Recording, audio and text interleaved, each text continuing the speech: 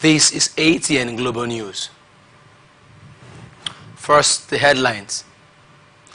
Solar street light thieves electrocuted in Bayelsa State. Suspected gunmen kill Catholic priest in Anambra State. Stampedes wound halt palliative distribution. Federal government. Imported food hits 42%. NBS. India holds state funeral for former Prime Minister Manmohan Singh. We will give our best against Ghana, Eagles captain. Tiwa Savage plans retirement.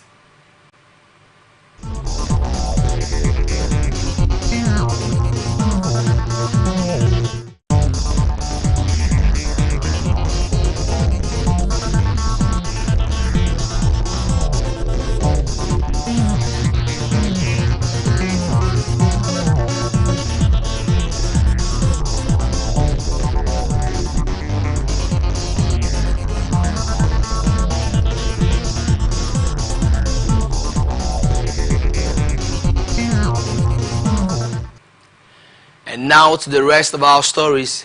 2 persons have been electrocuted during an attempt to steal solar street lights at Ogobiri community in Sagbama local government area of Bayelsa State. Eyewitnesses said the bodies were discovered in the morning within an area bordering the new site of the state-owned Niger Delta University and Ogobiri roundabout, adding that the thieves had already loosed 4 street light poles on the ground and were loosening the 5th one before they met their demise. He said one of the thieves was severely burnt and died instantly, while the other one could not be recognized as he was burned to ashes. While the other body was taken away to the mortuary, while the fallen street light poles were still lined up beside the road. It was gathered that stealing of street lights was rampant in the area and that the incident would help reduce the growing crime, while the police public relations officer of the Bayelsa State Police Command, Mr. Musa Mohammed, said he had not to receive the report. Former Edo State Governor Adams Oshomole has thrown his weight behind the State House of Assembly's suspension of the 18 elected local government chairman and the deputies. Oshomole, now a senator representing Edo North Senatorial District in the National Assembly, gave the backing to the House of Assembly's decision while speaking to newsmen at his residence in Iyamo, Estako West local government area of Edo State. Oshomole alleged that the council chairmen were paying huge amounts to the immediate past governor of the state, Godwin Obaseki. This is coming after the Edo State House of Assembly had on December 17, 2024, suspended the 18 local government chairmen and their deputies for 2 months for alleged insubordination and gross misconduct. The council executives were suspended following a petition to the House by the state governor, Monday Okwebolo, who accused the council executives of refusing to submit financial account statements of the local government to the state government. Meanwhile, a statement by Fred Itwa, the chief press secretary to Governor Monday Okwebolo on Friday in Benin City, said the senators called Governor Okwebolo high in his first month in office and observed that Governor Okwebolo had within 1 month in office set a new record in the history of governance in the state. The 2-time governor of the state, who expressed satisfaction with Governor Okwebolo's pragmatic approach to governance, said Edo people can now experience true and practical governance after 8 years of Obaseki's rhetoric and MOUs. Suspected gunmen have killed a Catholic priest in Anambra State from a Nnewi Catholic diocese, Reverend Father Tobias Chukwujeku Okonkwo. The news of Father Okonkwo's death was revealed in a statement signed by Reverend Father Raphael Ezogu, the chancellor of the Nnewi Diocese. The statement described Father Tobias as a devoted priest and pharmacist and was shot dead by unidentified assailants in Ihiala, Anambra State on Boxing Day, December 26, 2024. This incident is coming barely 2 weeks after the abduction of a 75-year-old retired Anglican Archbishop, Most Reverend Godwin Okpala, who is still being held by his abductors. The statement revealed that the priest was born on August 11, 1984, and that at the time of his death, he was serving as the manager of the schools of nursing, midwifery, and medical laboratory at Our Lady of Lourdes Hospital, Iyala. The Catholic Diocese of Nnewi has called on the faithful to offer prayers and holy masses for the eternal rest of Father Tobias and to console his bereaved family. Anambra State Sector Commander of the Federal Road Safety Corps Commander Joyce Alexander has paid a courtesy visit to the Obi of Onitsha, His Royal Majesty Igwe Alfred Achebe, expressing their gratitude for the warm reception and thanks the monarch for his ongoing support for the FRSC in the state. In a press statement released on Saturday, the Sector Public Education Officer, FRSC Anambra State Command, Margaret Onabe, said that during the visit, the sector commander emphasized the FRSC's mission to reduce road traffic crashes and create a safe motoring environment. She said collaboration with critical stakeholders and public enlightenment are key elements to ensuring safer roads, especially during the festive season. She added that achieving the FRSC's goal requires collaboration with the various stakeholders. She said, to facilitate this collaboration, the FRSC engages in public enlightenment through various mediums and works closely with communities through their traditional rulers. In his response, the monarch welcomed the sector commander on behalf of the Onitsha community and acknowledged her as the 15th sector commander of the Federal Road Safety Corps in Anambra State.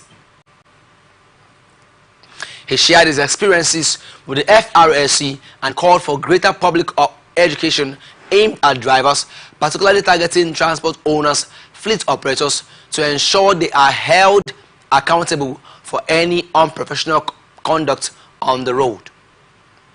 The Igwe assured the sector commander of his support for FRSC in Anambra and informed her of the meetings of traditional leaders to provide opportunities for her to address them. He wished the sector commander an impactful and positive tenure that would benefit the people of Anambra.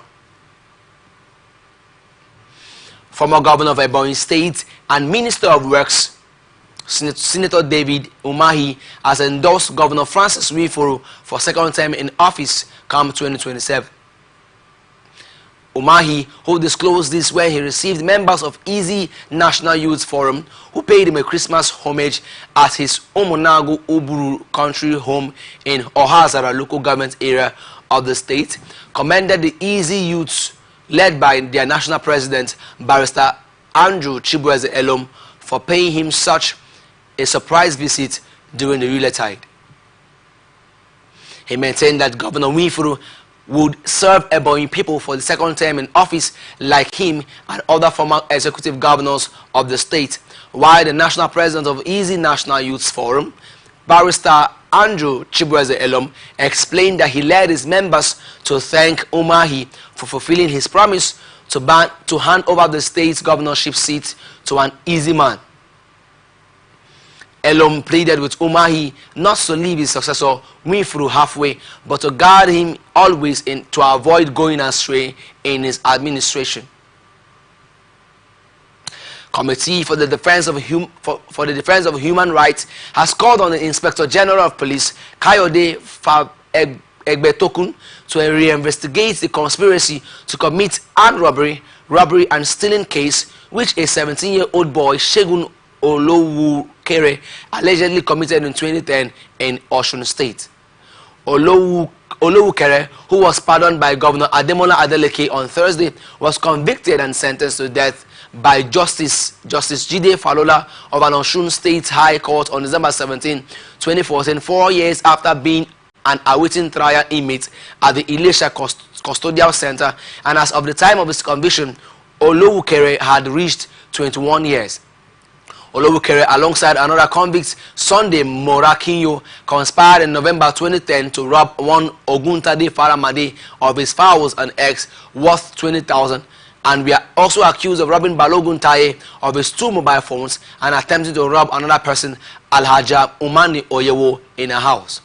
Both Olowukere and Morakinyo pleaded not guilty to the charges after the statement was tendered in the court as an exhibit against him during the trial. Ondo State government has warned individuals with government property in their possession to return them or face the wrath of law. According to the government, there is a high number of its properties in the hands of private individuals 1 year after the death of the former governor of the state, Rotimi Akeredolu. The state Attorney General and Commissioner for Justice Kayode Ajulo, in a statement on Friday, asked those in possession of the government's property unlawfully to return them immediately. Ajulo said anyone who failed to return the assets would be made to face the wrath of the law, and also expressed concern over attempts to withhold crucial information from Aye Datiwa, warning that efforts to silence inquiries through blackmail and business accusations against the governor and some of his commissioners would not be tolerated. Ondo State Security Network Agency, also known as Amotekun, has confirmed the abduction of an Anglican priest simply identified as Canon Olowo Lagba, his wife and 2 children along Ishe Akoko Iboropa Road in Akoko Northeast local government area of Ondo State last Sunday. Eyewitness said the victims were traveling in a car when the hoodlums stopped them on the road and dragged them into the bush to an unknown destination, adding that the bandits had contacted the family and demanded a sum of 10 million naira for the release of the victims. Similarly, the Bishop of Akoko Anglican Diocese, Babajide Bada, who also confirmed the incident on Saturday, on the contrary said the abductors had increased the ransom to 75 million naira. The commander of the Amotekun Corps in the state, Akogun Adetunji Adeleye, who also confirmed the incident, said efforts were ongoing to get the victims rescued, while the state police public relations officer of the state police command, Mrs. Fumulayo Odunlami, said the incident was not reported at any police station in the command. I beg your pardon. Reacting, a community leader and the chairman of Supreme Council for Islamic Affairs, Akoko North West local government, Sheikh Basiru Amunu, urged the people of Ikaram Akoko to intensify prayers and admonition on the quick release of the 4 victims who are sons and daughters of the community. Chief of State to Kwara State Governor Prince Maye Abdulkadir is dead. He died in the early hours of Saturday after a brief illness at the age of 73 years. A statement signed by Governor Abdulrahman Abdulrazak's Chief Press Secretary Rafiu Ajekaye said the governor mourned the death of the late Chief of Staff. The statement also said the governor commiserates with the Emir of Ilorin, Dr. Ibrahim Sulu Gambari, the immediate family of Prince Abdulkadir, government establishments and cabinet members, and also ask for the understanding of everyone during this mournful period as the government and family mourn the quintessential public servant. Late Mahe, eldest son of the 10th Emir of Ilorin, Alhaji Aliyu Abdulkadir, was made Chief of Staff about 17 months ago and succeeded the former Chief of Staff, Alhaji Adisa Logun, who also died in office about 3 years ago during the first term of the governor. Ondo State Sector Command of the Federal Road Safety Corps says 13 people lost their lives in a fatal road accident along the Owo-Ikare Akoko Expressway near Abule Panu village in Owo local government area of the state on Saturday. A statement said the 2 vehicles involved collided head-on and caught fire, burning all the occupants to death. The sector commander of the FRSC, Dr. Samuel Ibitoye, in a statement issued on Saturday, said the accident occurred at around 10:14 a.m., claiming the lives of 13 people in the 2 buses, adding that the victims were burnt beyond recognition, while the only survivor of the crash sustained serious injuries. He said his team, along with the police and the state fire service, rushed to the scene to rescue the victims, but only 1 person survived the accident. The FRSC commander advised drivers to exercise patience on the roads, maintain their vehicles properly, and urged passengers to report dangerous driving, stressing that road safety is a concern for everyone. Angry Inferno has destroyed an undisclosed number of shops at the popular Masaka market in Kauru local government area of Nasarawa State, with goods worth millions of naira going up in flames.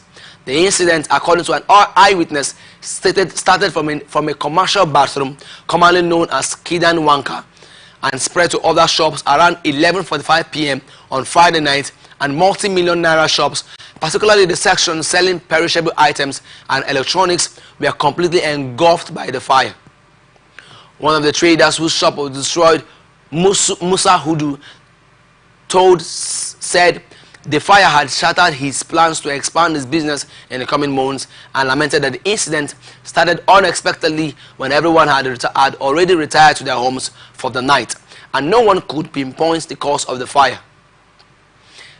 Another trader, John Samuel, expressed his shock, saying no one expected such a disaster, especially during the festive season, adding that they watched helplessly as the fire raged, with firefighters not arriving until around 2 a.m. on Saturday, by which time most of the shops had already been destroyed. Confirming the incident, the director of the Nasarawa State Fire Service, Builder Ombogos Joshua, said his team received the distress and lamented that the vehicle had broken down and no other vehicle was available to transport the firefighters to the scene in time, which delayed their arrival. Meanwhile, the Nasarawa State House of Assembly has recently passed a bill to establish the Nasarawa State Fire and Rescue Service Agency, aimed at providing firefighting equipment and improving fire safety in the state. The Speaker of the House, Danladi Jatau, announced the bill's passage during proceedings in Lafia, explaining that the law would equip firefighters to tackle emergencies more effectively. Notorious bandits kingpin known as Alhaji Maoli in Zamfara State has been killed by troops of 1 brigade in Sector 2 Joint Task Force Northwest Operation Fansan Yama. Maoli was reportedly responsible for imposing illegal levies on residents on some communities in Zamfara State. The coordinator Joint Media Coordination Center of the operation, Lieutenant Colonel Abdullahi, disclosed this in a statement issued in Guzo on Friday, that the operation took place on December 26 in Mai Sheka village near Cochin Kaugo town in Safe local government area of the state, adding that swift response by troops of Operation Fansan Yama not only thwarted the terrorist plan to attack the locals, but also reinforced the commitment to securing the area from further acts of violence. Days after military airstrikes killed at least 10 people in Gidan Sama and Rumtuwa communities in the Salame local government area of Sokoto State on Christmas Day, some residents of the agrarian community have rejected claims by the military that those hits were terrorists.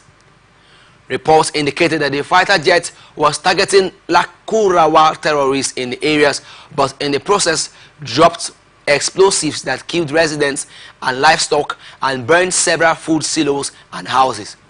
Although the Nigerian Army Force promised to launch a thorough investigation into the incident, the Nigerian Air Force spokesperson, Air Vice Marshal Olushola Akimboyewa, defended the airstrikes, stating that they were carried out based on credible intelligence from multiple sources and after confirmatory aerial surveillance. His claim was corroborated by the coordinator of the Joint Media Coordination Center of the operation, Lieutenant Colonel Abubakar Abdullahi, who insisted that the military operation was based on thorough reconnaissance missions. Many people from different communities gathered at the residence of the local government chairman, Alhaji Abubakar Muhammad, to commiserate with him about the incident and insisted that those killed were farmers with no links to terrorists or the alleged Lakurawa sect as claimed by the military. The chairman acknowledged the military's effort in the community but stressed that the attack could not be overlooked. A resident of the community, Farouk Abubakar, who witnessed the attack, said it occurred early in the morning when some residents returned home after praying at the mosque. Meanwhile, the defense headquarters on Friday clarified that the deaths of 10 villagers in Sokoto State were caused by a secondary explosion at the Lakurawa terrorist logistics base, not by an airstrike conducted by the Nigerian Air Force. Addressing journalists in Abuja, The Director of Defense Media Operations, Major General Edward Buba, explained that the airstrike was a precision-guided operation targeting the terrorist hideouts in the area, adding that the fatalities resulted from the secondary explosion triggered by the destruction of the terrorist logistic base. Federal government says it will conduct a comprehensive investigation into the airstrike that led to the deaths of 10 people in Gidan Bisa and Rumtuwa villages in the Silame local government area of Sokoto State. The Minister of State for Defense, Bello Matawale, made this assurance during a condolence visit to the state governor Ahmed Aliyu in Sokoto, the state capital. A statement issued on Saturday, the governor's spokesman Abubakar Bawa quoted Matawale as saying that justice will prevail and reiterated the federal government's commitment to ensuring the safety of all Nigerians wherever they may be, and expressed regret over the actions of terrorists who he said were disrupting the peace of Nigerians, and assured that the federal government would confront them decisively. He praised the Governor Aliyu's commitment to fighting banditry and other criminal activities in Sokoto State, and also attributed the wrong bombing to erroneous information available to the military during the operation. However, he clarified that security reports confirmed that the area where the incident occurred was being dominated by Lakurawa bandits.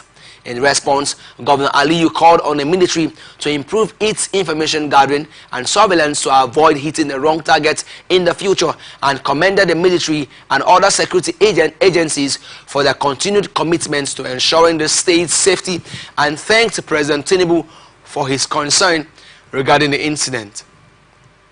He expressed his sorrow over the events in the two villages and assured that a thorough investigation would be conducted to determine the full facts of the situation. Nigerian police force has arrested a total of 859 persons in Plateau State for various offenses, including armed robbery and kidnapping, during the outgoing year.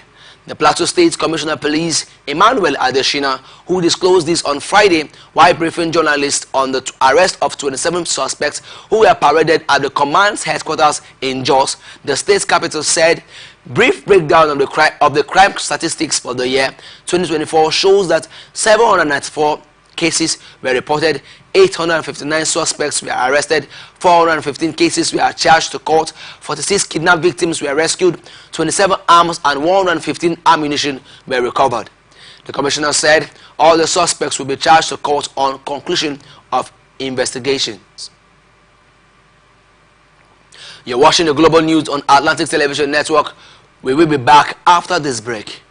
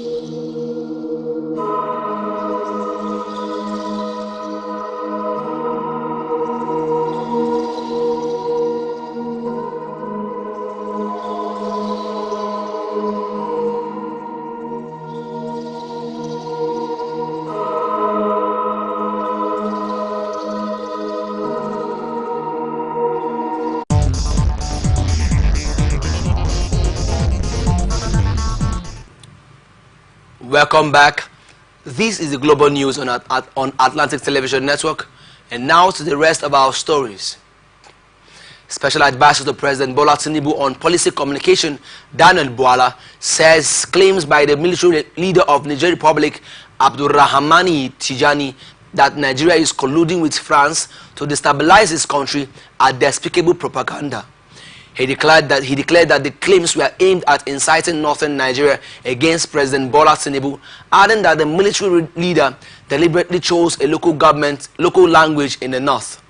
The Minister of Information and National Orientation, Mohammed Idris, shortly afterwards dismissed the allegations and described them as baseless.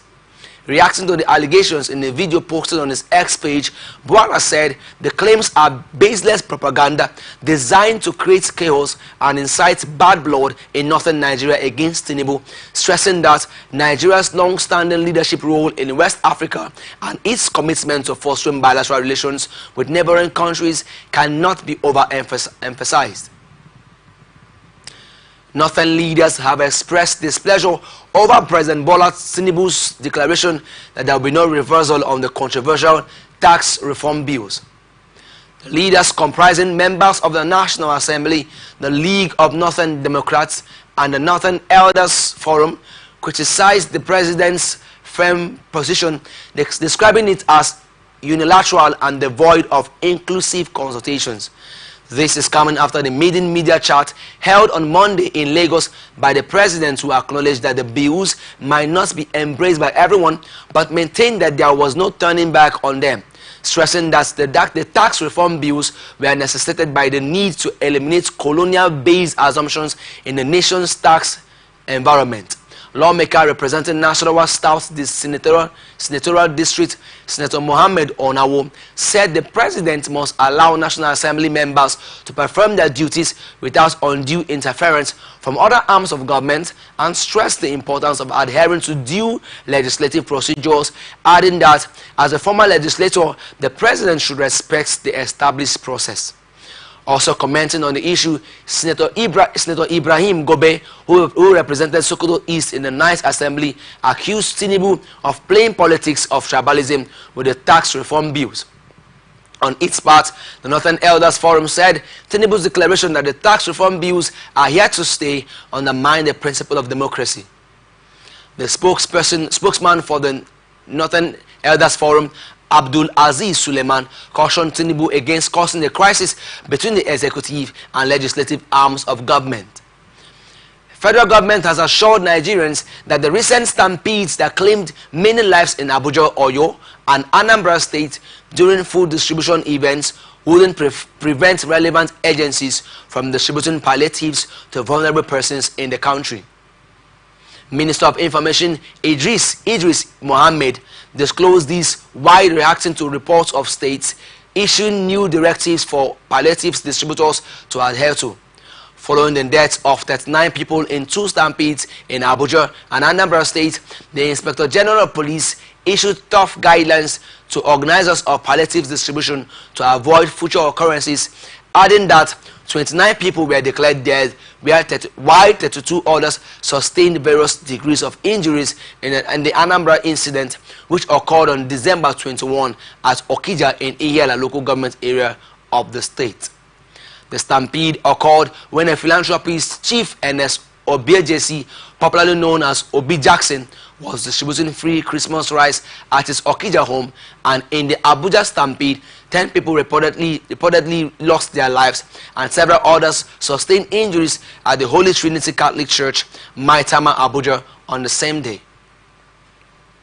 The tragic incident happened during a palliative distribution exercise organized by the church to provide support for poor residents of nearby communities, including Mbappe and Gishiri villages.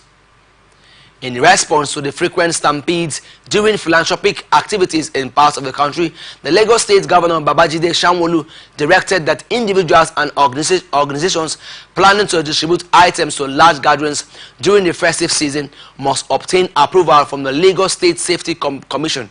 Similarly, the Minister of the Federal Capital Territory, Nyesom Wike, also directed individuals or organizations planning the public distribution of palliatives to obtain police permission, while the Ondo State Attorney General and Commissioner for Justice Kayode Ajulo issued directives to law enforcement and local authorities to forestall tragedies at gatherings. Defense headquarters has called on Nigerians to remain calm over recent reports of Boko Haram and Islamic State West Africa province terrorists using drones to attack military bases. The reassurance comes after reports that 2 separate drone incidents during the festive period left 5 soldiers injured. Addressing a press briefing on Friday, the Director of Defense Media Operation, Major General Edward Buba, said the terrorist drones were not military grade, adding that they pose minimal threats, stressing that the aim of the terrorists was more of a harassment than an attack. Buba cautioned against undue alarm, stating the military's readiness to counter such tactics. National Security Advisor Nuhu Ribadu has refuted claims that Nigeria was involved in any military cooperation with France, adding that the country's relationship with the European nation was strictly economic. Ribadu's comments followed an allegation made by Niger's military junta leader, General Abdurrahmani Chiani, who accused Nigeria of allowing France to use its territory as a staging ground for destabilizing Niger. Ribadu dismissed the allegation, describing it as baseless and implausible, saying it was an attempt to strain relations between the two nations, adding that it was unreasonable for Nigeria to sever ties with France over Niger's internal disputes. Nigerian police force has retreated its stance against the misuse of the name and office of the Inspector General of Police Kayode Egbetokun by unprofessional officers in fraudulent activities.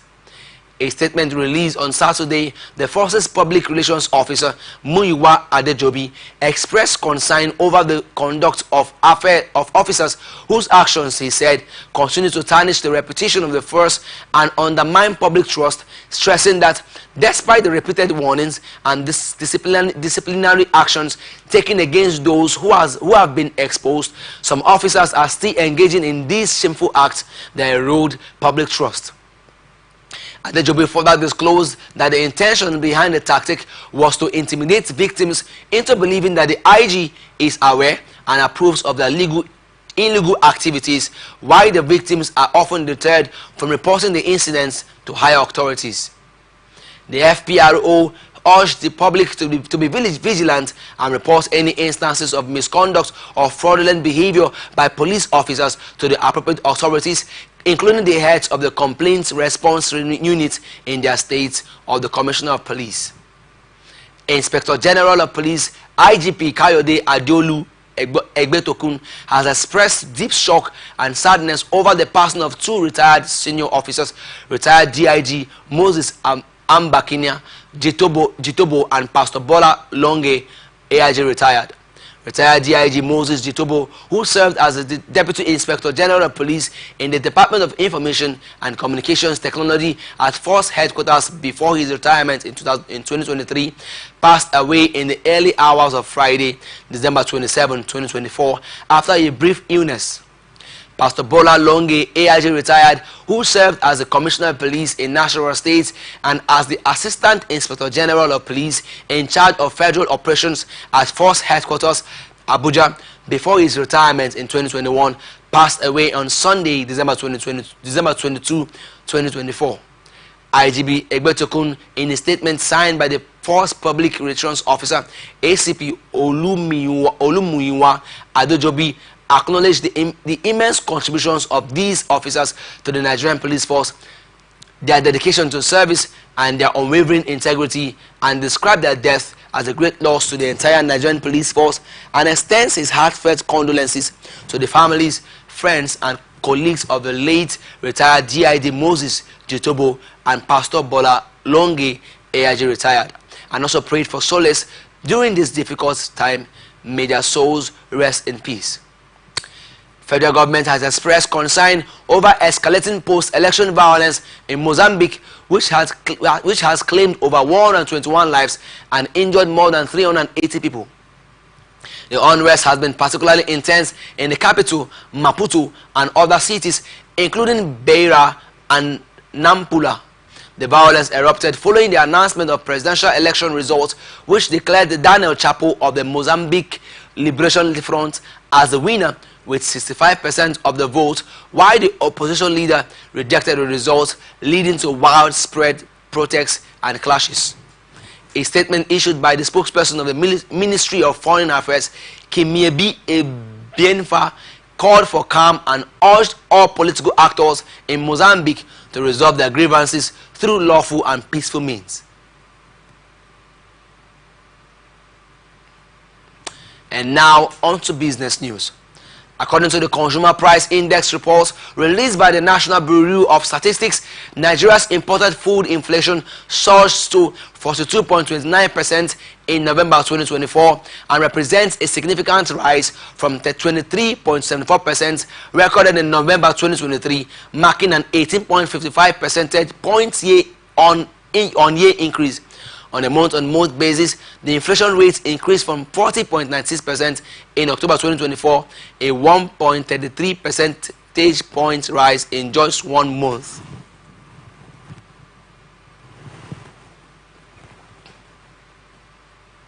And the data highlights the relentless upward trajectory of imported food inflation throughout 2024, which began at 26.29% in January. By October, the inflation rate had crossed the 40% threshold, and November's figure of 42.29% is the highest recorded in the past 2 years, and the sharp rise has been attributed to multiple factors, including currency devaluation, global supply chain disruptions, and inefficiencies in domestic policies. The federal government's attempts to address the situation through a duty waiver on imported food has been fraught with delays, and the commodities include maize, husked brown rice, wheat, and cowpeas. Under this arrangement, imported food commodities will be subjected to a recommended retail price. You are still watching the news on Atlantic Television Network. Up next is International Tidbits. Convoy carrying food aid has arrived in Sudan's capital, Khartoum, for a first time since civil war erupted in April 2023. According to the United Nations, the country is currently experiencing the world's worst hunger crisis as a result of the fighting between the army and the paramilitary rapid support forces. And when trucks loaded with aid rolled into South Khartoum, there were tears of laughter and joy. Aid agencies have long complained that security threats and roadblocks set up by the warring sides have hampered vital deliveries, while the UN agencies and Sudanese community groups negotiated with the army and the paramilitary rapid support forces. The convoy consisted of 28 trucks. UNICEF, which sent 5 of the vehicles, said it was able to deliver life-saving food and health supplies to Al-Bashaya Hospital and other health facilities in Khartoum. Integrated Food Phase Classification said about half the population, 24.6 million people, are in urgent need of food aid, and the army and RSF had jointly staged a coup in 2021, but a power struggle between their commanders plunged the country into a civil war 20 months ago. In May, U.S. Special Envoy for Sudan, Tom Perriello, said some estimates suggested up to 150,000 people had been killed in the conflict, while more than 11 million people have been forced from their homes. White House spokesman John Kirby says the United States has seen early indications that Russia may have been responsible for the downing of the Azerbaijan Airlines plane that crashed on 25th December, killing 38 people. Mr. Kirby did not elaborate further, but told reporters the U.S. had offered assistance to the investigation into the crash. The plane came under fire from Russian air defense systems as it tried to land in Chechnya before being diverted across the Caspian Sea to Kazakhstan, where it crashed. The Kremlin has refused to comment, but the head of Russia's civil aviation agency said the situation in Chechnya was very complicated due to Ukrainian drone strikes on the region. Mr. Kirby said the indications the U.S. had seen went beyond widely circulated photos of the damaged plane. The Washington Post reported why aviation experts and others in Azerbaijan believes the plane's GPS systems were affected by electronic jamming, and it was then damaged by shrapnel from Russian air defense missile blasts. Azerbaijan has not accused Russia, but the country's transport minister said the plane was subject to external interference and damaged inside and out as it tried to land. U.S. President-elect Donald Trump has urged the Supreme Court to pause the implementation of a law that would ban the popular social media app TikTok or force its sale. Trump said he would have time after taking office to pursue a political resolution to the issue. The court is set to hear arguments in the case on January 10, while the law mandates that TikTok's Chinese owner ByteDance sell the platform to an American company or face a ban. In April, the U.S. Congress voted to ban the app unless ByteDance sells it by January 19, and TikTok, which boasts over 170 million U.S. users, and its parent company have sought to have the law struck down. However, if the court does not rule in their favor and no divestment occurs, the app could be effectively banned in the United States on January 19, one day before Trump takes office. Trump's support for TikTok marks a reversal from 2020, when he sought to block the app in the United States and force its sale to American companies due to its Chinese ownership. It also highlights TikTok's significant efforts to build connections with Trump and his team during the presidential campaign. Russia's Federal Security Service says it thwarted a plot by Ukraine to kill a high-ranking Russian officer and a pro-Russian war blogger with a bomb hidden in a portable music speaker. The FSB stated that a Russian citizen had established contacts with an officer from Ukraine's military intelligence agency via the Telegram messaging application. According to the FSB, acting on instructions of a Ukrainian intelligence officer, the Russian citizen retrieved a bomb from a hiding place in Moscow and reported that the bomb, which was packed with ball bearings, was concealed inside a portable music speaker. However, the FSB did not mention the names of the officer or the blogger who were the intended targets of the plot, adding that Russia's war against it poses an existential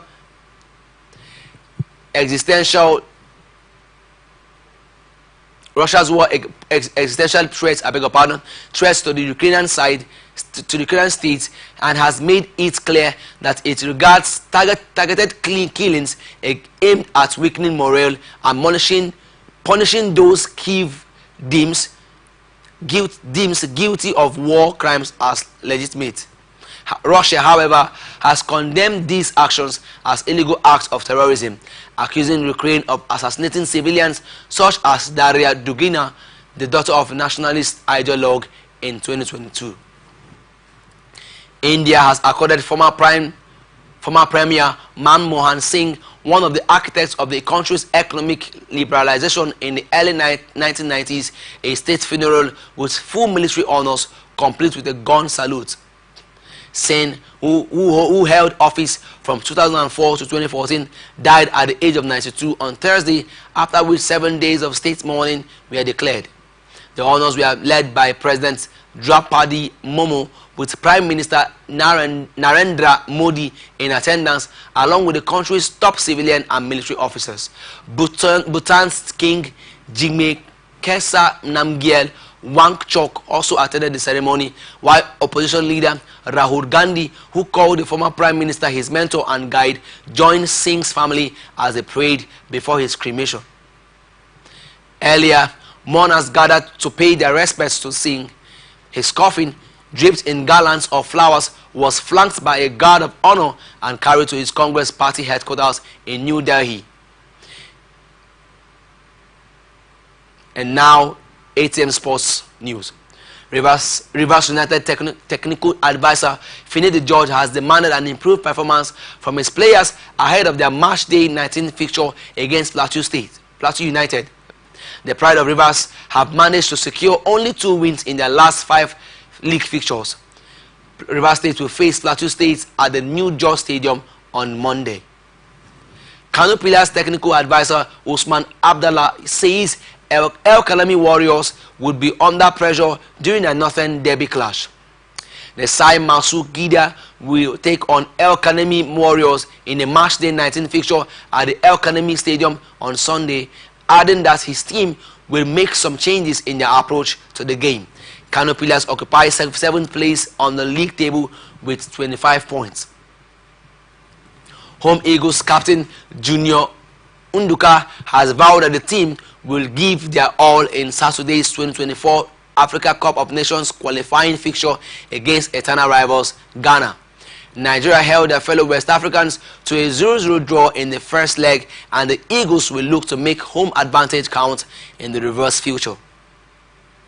Having lost to the Black Galaxies 2 years ago, Unduka declared that they will not allow history repeat itself.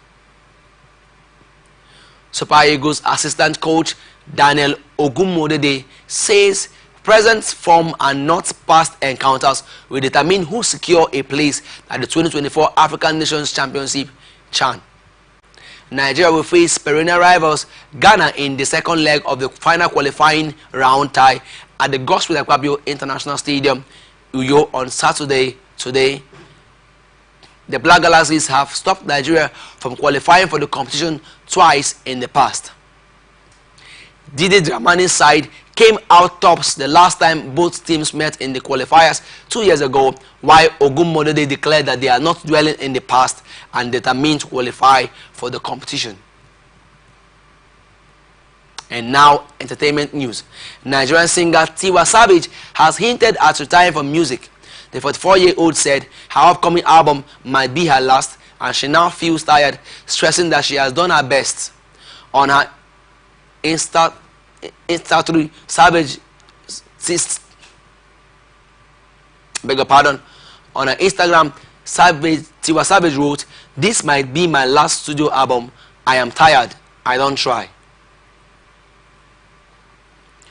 Olivia Hussey, the iconic actress who captivated audiences as Juliet in Franco Severelli's 1968 adaptation of Romeo and Juliet, died on Friday at the age of 73. Her family confirmed the news in a heartfelt statement on Instagram, calling her a remarkable person whose warmth, wisdom, and pure kindness touched the lives of all who knew her.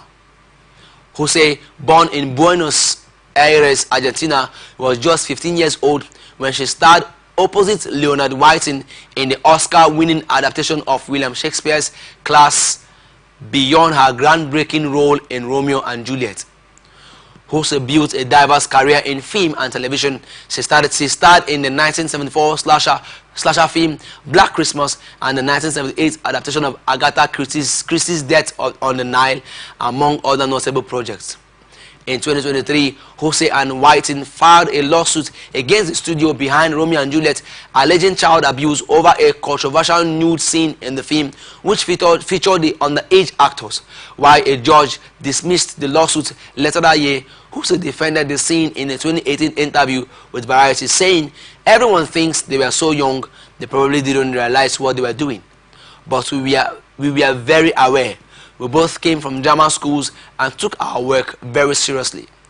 Whiting also reflected on their experience in 2023, recalling their mutual support during the filming process. "Olivia was very, very nervous and frightened as well, but we really were very fond of each other and helped each other get through the whole thing." Born in 1951 to an Argentine opera singer and a British legal secretary, Jose moved to London at the age of 7. She trained at the prestigious Italia Conti Drama School and began acting as a teenager before landing her career-defining role in Zeffirelli's film. She is survived by her husband, musician David Esley, their 3 children, and a grandchild. And that's the global news for tonight.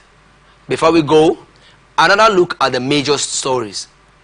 Solar streetlight thieves electrocuted in Bayelsa State. Suspected Greek gunmen kill Catholic priest in Anambra State. Stampedes won't halt palliative distribution, federal government. Imported food hits 42% NBS. India holds state funeral for former Prime Minister Manmohan Singh. We'll give our best against Ghana, Eagles captain. Tiwa Savage plans retirement. I am Favor Michael Shikwesri. Thank you for watching.